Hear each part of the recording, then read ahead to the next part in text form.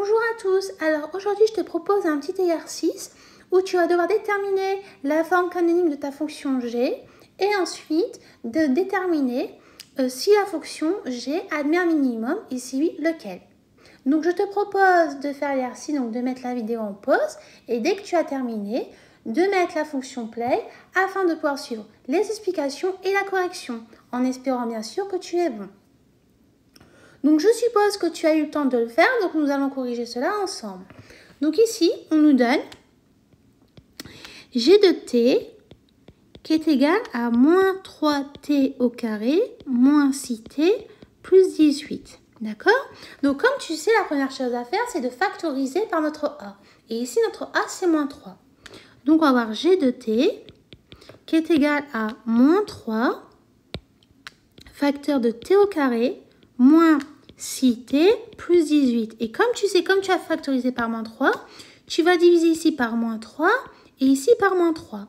Donc, ça va nous donner g de t égale moins 3 facteur de t au carré plus 2t moins 6. Alors, pourquoi ça s'est transformé en plus 2t et moins 6? Parce que lorsque tu fais moins 6t divisé par moins 3, ça nous fait 2t. Pourquoi? Parce que moins par moins, ça devient plus. Ensuite, 18 divisé par moins 3, ça nous donne moins 6 parce que plus par moins, ça fait moins. Et 18 divisé par 3, ça fait 6. Ensuite, tu remarques quoi? Ici, tu remarques, tu as le début d'identité remarquable qui est de la forme a au carré plus 2ab plus b au carré qui est égal à a plus b, le tout au carré. D'accord? Donc ici, tu vas identifier qui joue le rôle de a au carré, qui joue le rôle de 2ab pour ensuite déterminer ton b. Donc là, tu remarques que ton a au carré, ça serait t au carré. Donc ça voudrait dire que a est égal à t. Ensuite, tu remarques que 2ab, c'est égal à 2t. Or, tu sais que ton a, c'est t. Donc automatiquement, ça voudrait dire que tu aurais 2 fois 1 fois t. Donc ça voudrait dire que ton b serait égal à 1. Donc, on aurait quoi? On aurait g de t qui est égal à moins 3 facteur de t plus 1, le tout au carré. Sauf que n'oublie pas, comme je te l'ai dit, c'est le début d'identité remarquable. Donc, ce que tu as entre eux, c'est notre b au carré. Donc, tu vas devoir retirer le b au carré. Donc, tu vas retirer moins 1 au carré. Et tu recopies, bien sûr, le moins 6. Ce qui nous donne g de t égale à moins 3 facteur de t plus 1, le tout au carré, moins 1, moins 6. Donc ensuite, on va calculer un petit peu. Donc on a g de t qui est égal à moins 3 facteur de t plus 1, le tout au carré, moins 7.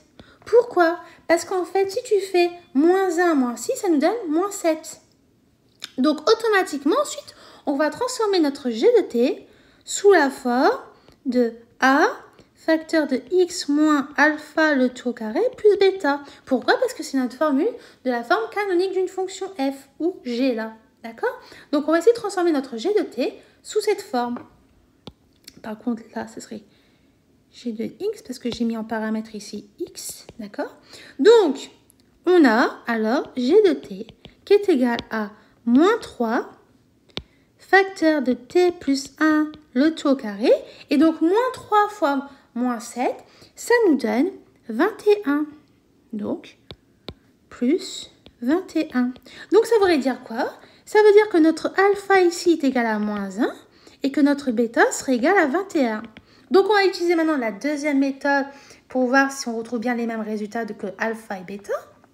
Eh bien, la formule nous dit quoi? Alpha, ce serait égal à moins b sur 2a. D'accord? Or, tu sais très bien que ici, notre b, c'est moins 6. Donc, tu vas avoir moins 6 sur 2a. Donc, 2 fois. Et là, on a dit quoi? Notre a, c'est moins 3. Donc, moins 3. Ça nous donne quoi? Bah, moins et moins, ça fait plus. Donc, ça fait 6. Et 2 fois moins 3, ça fait moins 6. Et 6 divisé par moins 6, ça nous donne moins 1. Donc déjà, ça nous rassure, on retrouve bien le même alpha. Et ensuite, tu fais, comme d'habitude, tu vas faire g de alpha, qui est égal à quoi? Et bien, c'est égal à moins 3 fois moins 1 le tout au carré.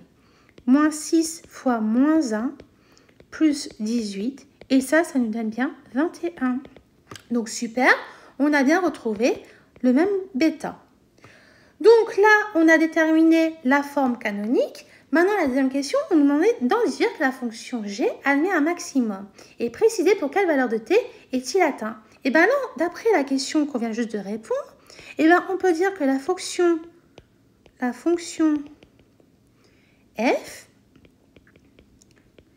admet un maximum qui vaut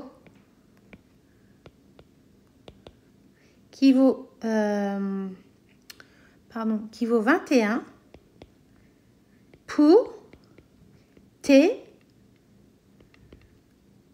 égale à moins 1. D'accord? Donc, on pourrait même dire en t égale moins 1. Donc, voilà. Et comment on sait lorsqu'on a un maximum ou un minimum? N'oublie pas que lorsque tu regardes ton coefficient A, si ton A est positif, bah, ça veut dire que ta parabole, elle va être tournée vers le haut.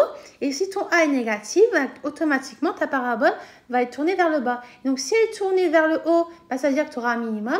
Si elle est tournée vers le bas, ça voudra dire que tu as un maximum. Et ici, comme notre A est négatif parce que moins 3 est négatif, notre parabole est tournée vers le bas. Donc, automatiquement, on a un maximum qui est 21 en t égale à moins 1. Donc voilà, donc j'espère que tu avais eu bon. En tout cas aussi, j'espère que les explications étaient claires et que tu as pu comprendre au cas où tes erreurs. Et voilà, donc je te dis à bientôt. Et bien sûr, je te ferai aussi une autre vidéo pour vérifier tes résultats à l'aide de ta calculatrice Numwork. Donc à bientôt et au revoir.